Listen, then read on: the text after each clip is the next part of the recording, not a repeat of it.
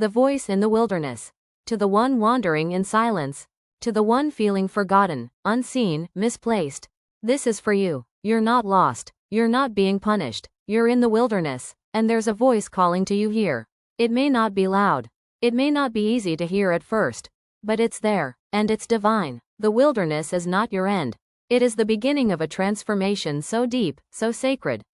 It can only be done in isolation.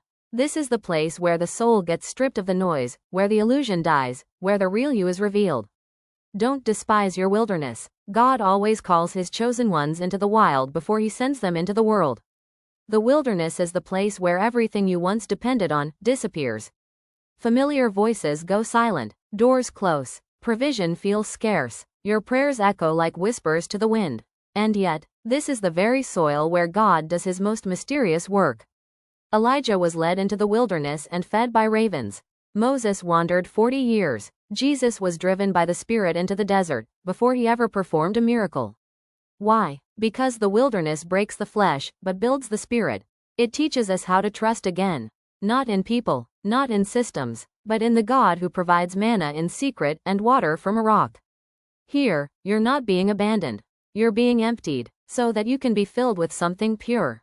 There is always a voice in the wilderness.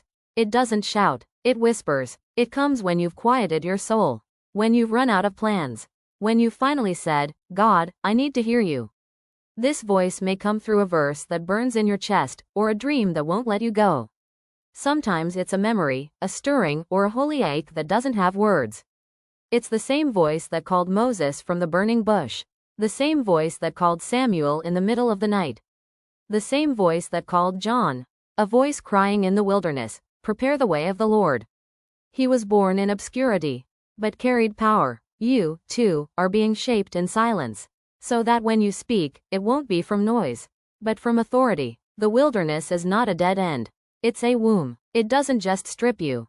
It sends you, but only after it transforms you. Before God uses you to shake nations, he will break you in private.